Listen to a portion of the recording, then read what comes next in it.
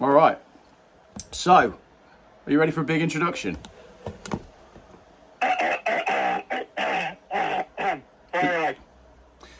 Ladies and gentlemen, it's Friday. It's 3:30, which is approximately 20 minutes after we tried to get started with this with different technology. I'm filming on my phone. I'm speaking to Tony on his phone.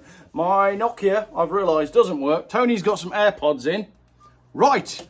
Tony Goodman from EV Carnage. How you doing? Looking like Fat Pat Butcher. You look like Pat Butcher. I look like I've been in a fight. I don't know. I can't see you. Yeah, we could video call, but I'll send you the video later. Yeah, this is going to work. This will work. This will work. Excellent. All right, good. Well, my video's okay, my end. What's happening in Cornwall? Talk to me about what's happening in Cornwall. Let me get this straight. Visit Cornwall, who are the society that are involved in persuading people to come and visit Cornwall, which is the second most expensive place in the world. They've managed to go bust. What's going on? Well, funny you should say that, Jeffrey, but I may have some insight on this because I used to have a career.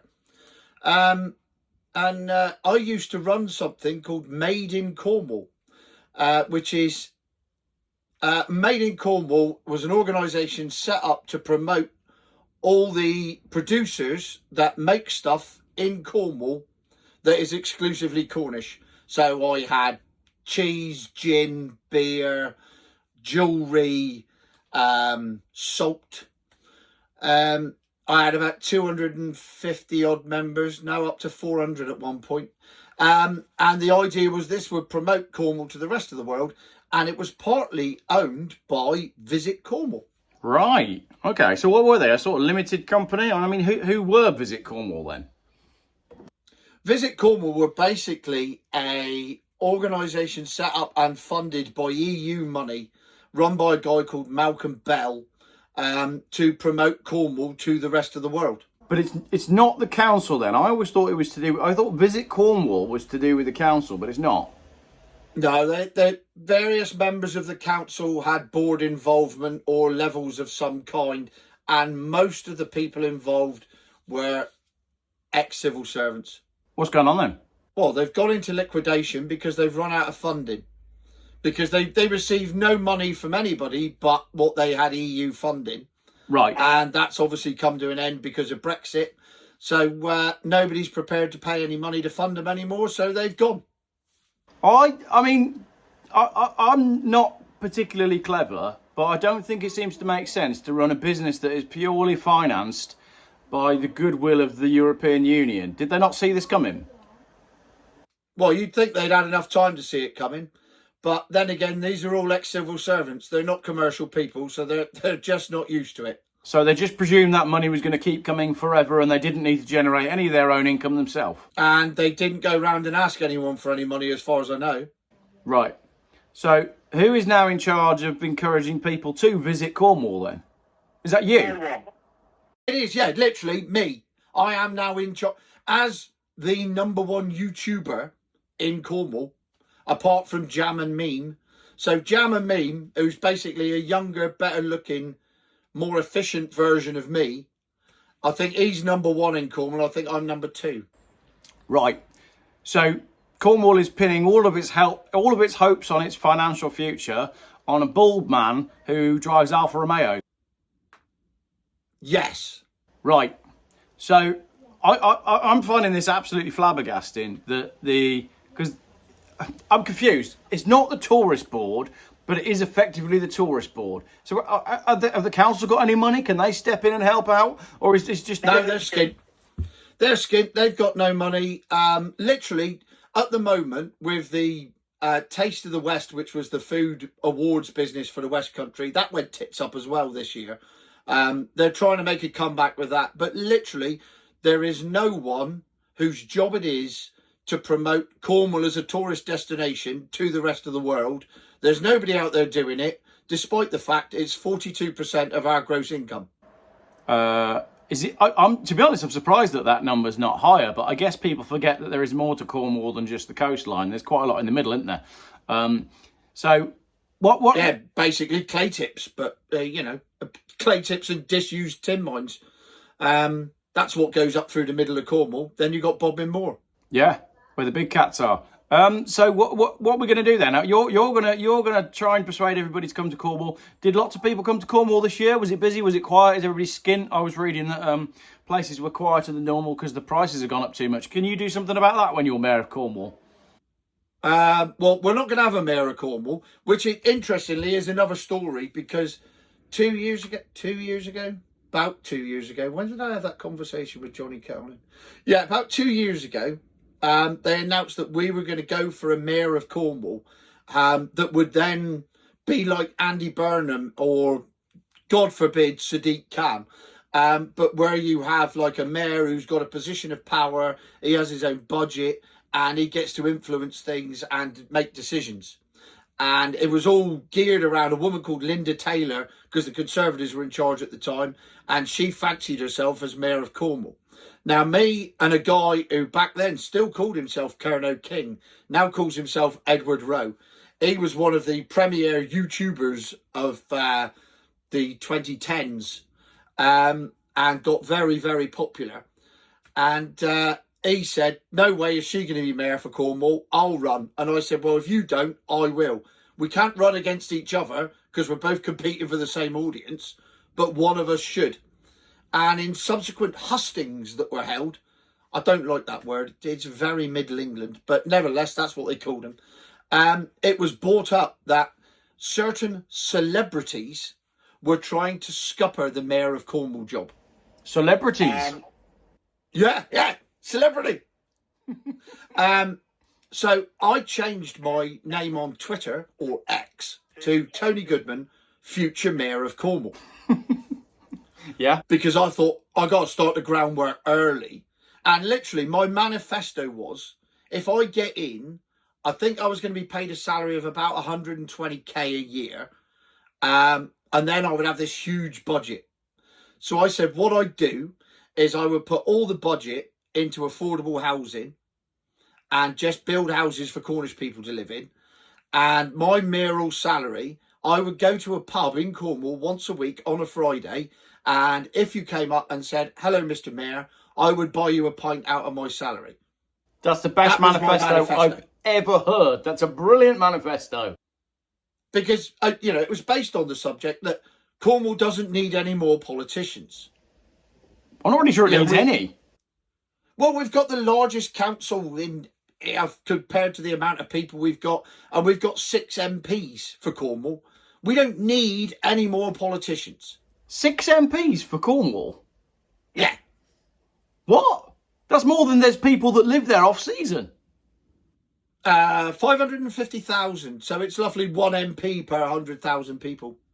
You'd think you'd be able to get, the will of the people done with those sort of numbers. Yeah, well, unfortunately, much like everything else in politics these days, democracy is dead. Nobody listens to anybody, which surprisingly is the subject of a video that I've got ready for tomorrow on the 20-mile-an-hour consultation. That's a different story. Oh, that 20-mile-an-hour one though, that is interesting when you start looking through that. I know Cornwall is following Wales on all of that stuff. Well, basically, in a nutshell, they've had a consultation and everyone said no to it, and they're doing it anyway. But much like the digital ID.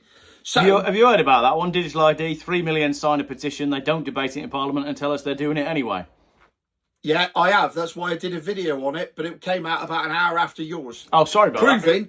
Proving to everybody, me and him, we don't talk to each other about what videos we're doing when we do it, because we spoke this morning, and then when I ended the phone call, it came up, Geoff Buys Cars has done a new video, and I was sat there doing the thumbnail for mine. So no, we don't talk to each other. Maybe when I was on the phone to you this morning, mine was uploading. I probably should have mentioned, Tony, I'm on the phone to you now live whilst I upload a video about... No, I don't think it matters. I think the more people talking about this, the better. I don't think every one of my subscribers follows you. They should do. And I don't think every one of your subscribers follows me. I think the more people that talk about this stuff, the better. Because what's just happened with that digital ID thing is, I think the end of democracy probably happened long before that. But for a lot of people, this is going to be the end of democracy. Yeah, that's pretty much what I said in my video. Okay, good. So if you're watching this before Tony's has gone out... Oh no, mine's out. But I can tell you that not all your subscribers subscribe to me, because I'm 150,000 short of your subscriber numbers. So they definitely don't all subscribe to me. Please subscribe. So if you're watching really and you're not subscribed, look, if you're not subscribed to Okay. Tony from EV Carnage, the future mayor of London, then please go and subscribe to Tony from EV Carnage, the future mayor of London. No, not the future mayor of London, Cornwall. Right, I'll get back to that story in a minute, because look, I'm even wearing the T-shirt. Look at, oh, you can't say, look at that. You can't see what I'm doing, can you? I can't, they can, because we've edited this now. Anyway, We I'm look wearing really a T-shirt professional. that says, here's my digital ID with 2 fingers stuck up. That is available. If you want to buy one, go to my bio. The link's in the bio.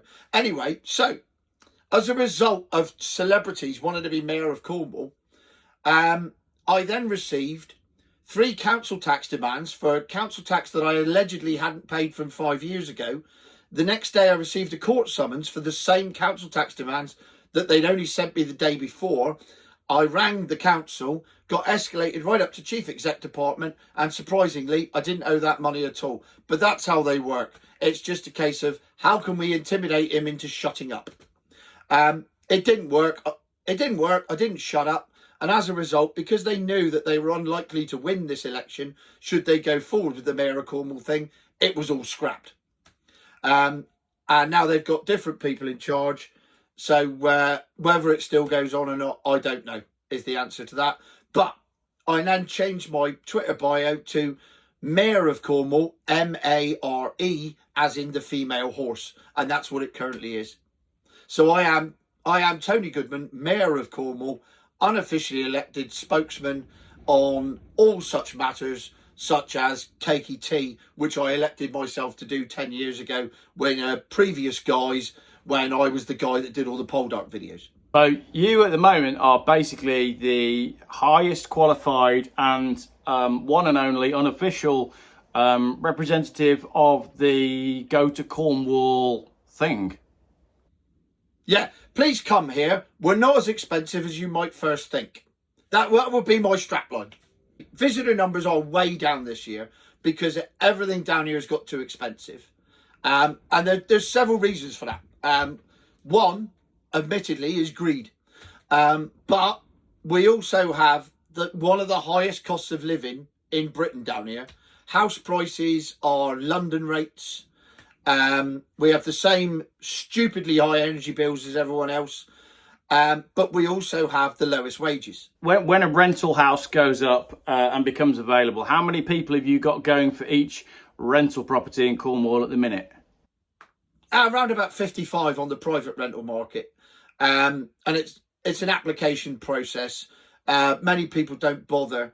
There's a place called Bugle, which is 2 miles behind me here. Old clay village. It's not the greatest place in the world to live. It's not Monaco.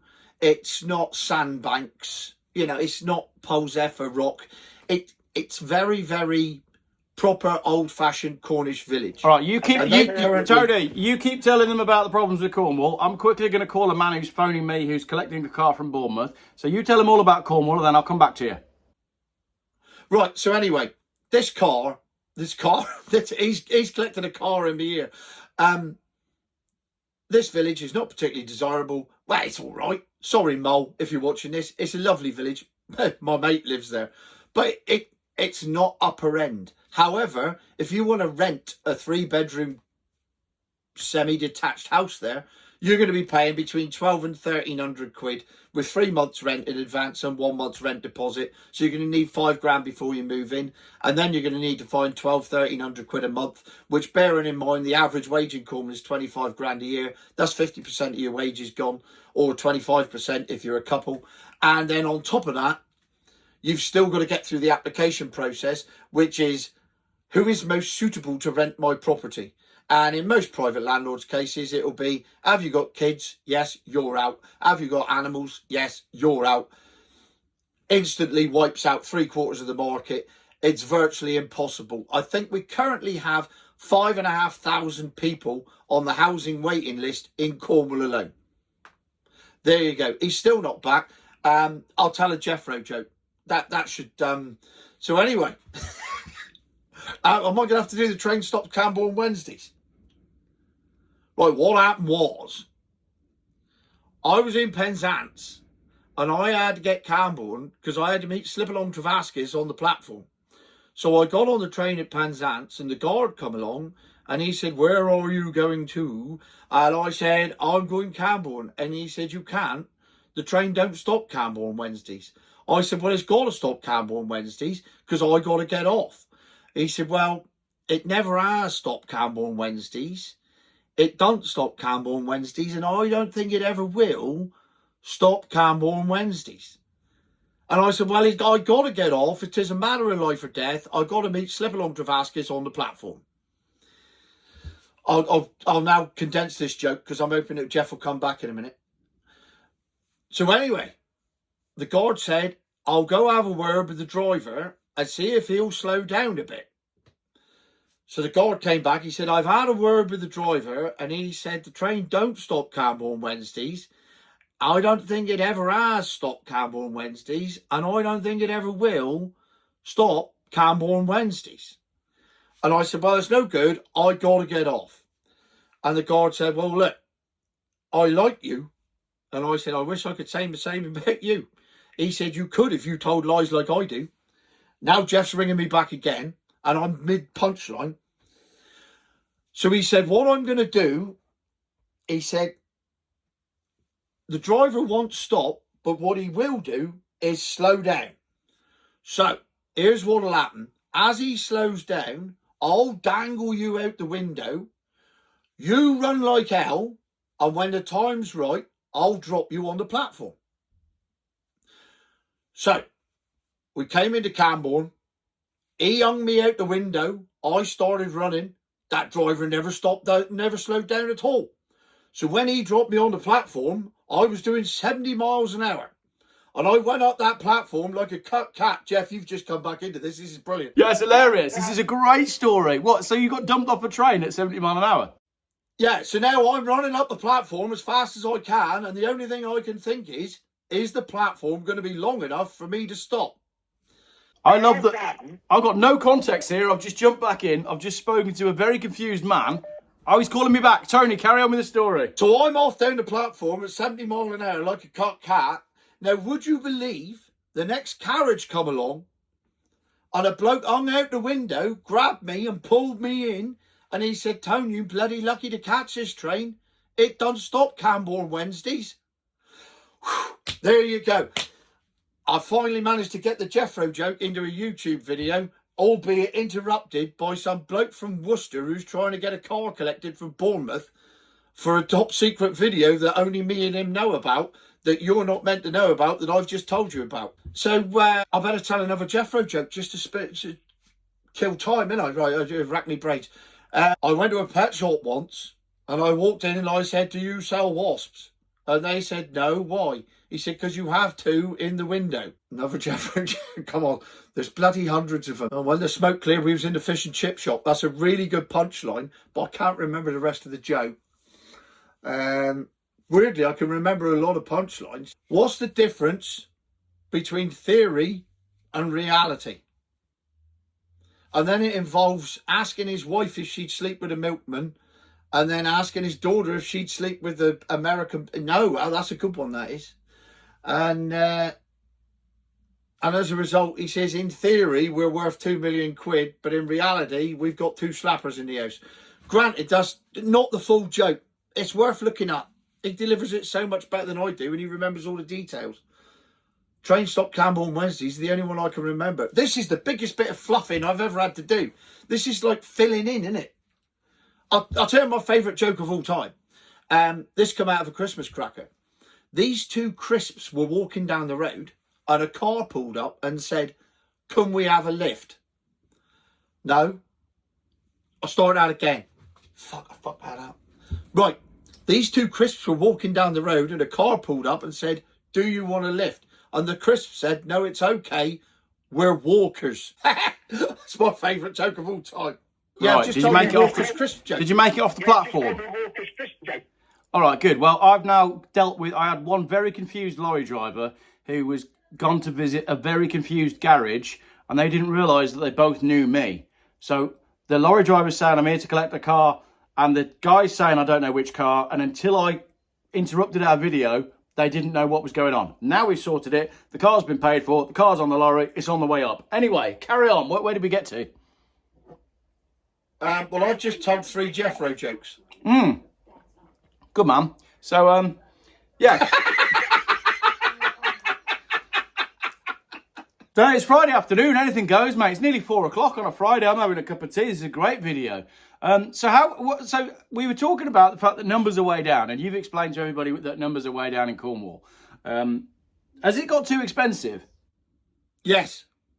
There you go. Straight answer. Yes. I was doing some research because, believe it or not, for the last 15 years, have undertaken a role as a business hospitality consultant to various restaurants, hotels, pubs and everything throughout Cornwall.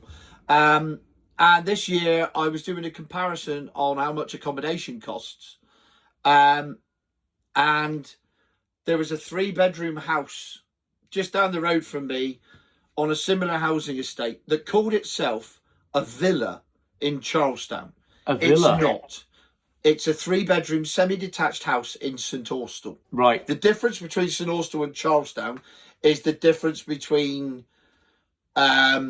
Bradford and Barbados. Right. So they said it was in Charlestown. It's not. It's in St Austell. Anyway, they were advertising this place. It's the 3-bed semi, and they wanted £400 a night. £400 a night? A night. I can go to... That's the type of greed we're dealing with. Well, I was looking at this yesterday. We're looking for another house again, and I realised it's cheaper for me to go and rent a house in Spain for a month than it is for me to get anywhere in the UK. Yeah.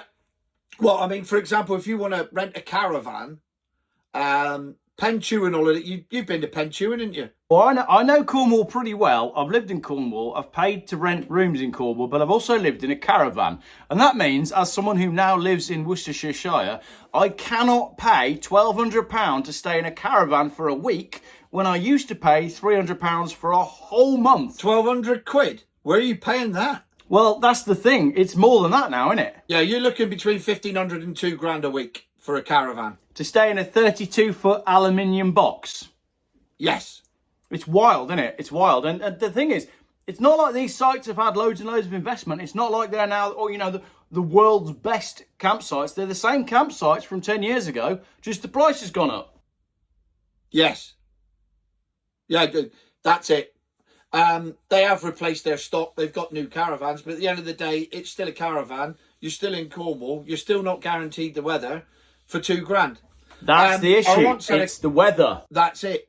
I had a conversation with the guy that owns the Isles of Scilly Steamship Company. Oh, yeah. At Royal Cornwall a few years ago. And we got deep into the whole commerciality of the Isles of Scilly. And I said, well, it's a very simple equation. You are turning the islands into Monaco. Because pretty soon, the only people that can go to the Isles of Scilly are the super rich. And he said, well, what do you mean? I said, well, in fact, I looked at this the other day because Melissa, Mrs. Carnage, has never been to the Isles of Scilly. And I said, and on top of that, she gets really seasick. So the crossing is out. The crossing is 40 quid each way. That's reasonable. The flights are now about 160, 170 each way. So that's 340 quid per person to fly to the Scillies. It takes 20 minutes. You're in a 12-seater plane. You take off from a field at Land's End. You land the other side and you get picked up in a Land Rover for 370 quid. And you get weighed. I digress, but this is a good story. I went over to the Isles of Scilly just before COVID hit, 2020, for the Isles of Scilly Business Fair. Stayed 2 days, had a wonderful time. If you've never been, people, I know I'm saying it's expensive, but you got to go. It's one of the greatest places to go and have a piss up. So I'm over there, and the flight back, you get weighed. You, not your luggage, you have to stand on the scales. So the girl that I was with, she weighed her luggage. I said, you go first, darling, ladies first. I'm a gentleman. So she put a suitcase on, that was fine. She got on, that was fine. I put my suitcase on, that was fine. I got on, and the woman looked up at me and she went, "Oh." I said, "What?" She said, "Well, you got a choice." So what's that? She said, "You can go on one plane, you can go first, and then your luggage will come on the next plane, or your luggage goes on the first plane and you go on the next plane because you are too heavy and you've took the plane over the weight limit." Did she not offer you the option of going and having like a large dump? There's a story that goes with that, but that's parental advisory. I did once shed 3 kilos doing that. I don't want to know. I really don't want to know. But no, she didn't offer me that option because that wouldn't have been good enough. Right. So, cut a long story short, the lovely lady that I was with went, "Ha! Cheers, fatty," and ran off onto the plane. I arrived an hour after my suitcase did. And the other time, I got on at Newquay to go over there, and there was a primary school going out there for a school trip, and I was on one side of the plane, and 6 school children were on the other side of the plane to balance it out. Brilliant. Absolutely brilliant. Of course, I forget that you've got Newquay Airport down in Cornwall as well, haven't you? Is that still kicking? Are they still flying? Because, you know, when I was living there, they just started flights. People were coming down from London. They were going surfing. But now surfing's not as cool as it once was.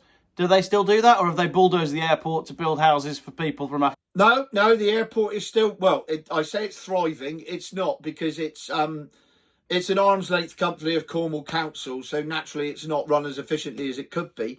But we've got daily flights to Gatwick. They're 85 quid each way, which, no, they're not. They've gone up to 95 now. They were 65 last year. They've gone up to 95 because we used to use them for West Ham. But Ryanair also fly to Stansted twice a week. I've just booked flights to come home from London on December the 1st for 2 of us to come back from Stansted to Newquay. It was 34 quid for 2. Well, you can't sniff at that. I mean, I don't understand how that works because that's cheaper than driving, but I'm not going to get into the economics of the airline industry at the minute. But so you still got the airport, you got Isles of Scilly, which is for rich people. You got some beautiful resorts. Do you think the Cornwall tourism thing, like, can it be turned around? Is it just a case of reducing the prices? Has it priced itself out? What's next summer going to look like? I'm running out of battery on my iPad, so I'll give you my speech on what needs to happen to the tourism business in Cornwall as succinctly as I can. Go on, basically, the entire population of the UK and the world have been sold a dream by Rick Stein. Now, Rick Stein has done wonderful stuff for Padstow and Cornwall as a whole, but the only thing that people see on TV related to Cornwall these days is Rick Stein, his posh restaurants, which are expensive. It is brilliant food, but they are expensive, and everyone sees that and goes, Cornwall is Rick Stein, every restaurant is Rick Stein, and therefore the type of people that want that will keep coming to Cornwall, and they do, in their thousands, and they go to Polzeath, they go to St Ives, they go to St Maurs, they go to Foy, they go to Padstow, and they go to these places and they spend money, and that's brilliant, and that's a whole microeconomy of Cornwall, but that represents about 5% of Cornwall. The other 95% of Cornwall is completely unrepresented by anything in the media whatsoever, and that's what needs to be promoted. Places like Loo, which, you know, most people up country have never heard of Loo. It's basically Padstow without the posh people. Mevagizzy just down the road, same thing. Portreath is another one. You've been Portreath. Look at the North Coast, Geoff, and then you've got Padstow and Rock. Everyone's heard of that because of Rick Stein. And then you look at all the other places along the North Coast that they could be going to, Crantock, and right the way down through to Sennan, all the way along. There's brilliant places. There's brilliant places inland. You know, you've got Bodmin Moor and all the pubs on Bodmin Moor and everything to go with that. And there's all these places, but nobody ever hears of that because they're all fed a drip feed diet of Rick Stein, eating fresh oysters out the shell on a boat in the Fal Estuary. 97% of people don't eat oysters because they taste like something that a man produces. And that, therein lies the problem. We need to we need to promote Cornwall as a place for everyone, not just for posh people driving electric Range Rovers who want to spend 800 quid a night eating in posh restaurants and pay £5 a week for an Airbnb for little Toby Jocasta and Sennheiser to run around in. There you go. Tony, that's amazing. I want to see you as Mayor of Cornwall. I want to make Cornwall great again. Can we have hats? Can we have Macca? Make Cornwall great again. Make Macca make Cornwall great again. Hats. That'd be great. That's MCGA. It could be make Cornwall affordable again. Make Cornwall ace again. Yeah, make Cornwall ace. MCAA. Now we got to come up with something better than that. All right, we'll work it out. So you're going to. We need a slogan. That, ladies and gentlemen, was a Friday night video with Tony Goodman, aka EV Carnage, aka the Mayor of Cornwall. Tony, I'm going to let you go charge your battery, and I look forward to editing this one. It's going to be funny. I salute you, Jeffrey. Cheers, buddy. Catch you again. Bye. See you later. Oh, that was good, that. Yeah, that's all right. That now, if we can just work out our technology, I'm on 3 phones, 12 laptops, and hopefully we'll be able to get a video out of it. Yeah, well. So I will now AirDrop mine and WhatsApp it to you. Yep. And then if you do the same, then in theory, we can just stick it into the editing software, join it together, and that should do it. You might need to send it over WeTransfer because it's too big. Have you used that before? Yeah. There you go. That's your one. All right, I'll send mine to you right now. Alright. Bye. 2 YouTubers. I mean, if we can't work out getting at least one video out between us, then there's something going wrong in there. Thanks for watching.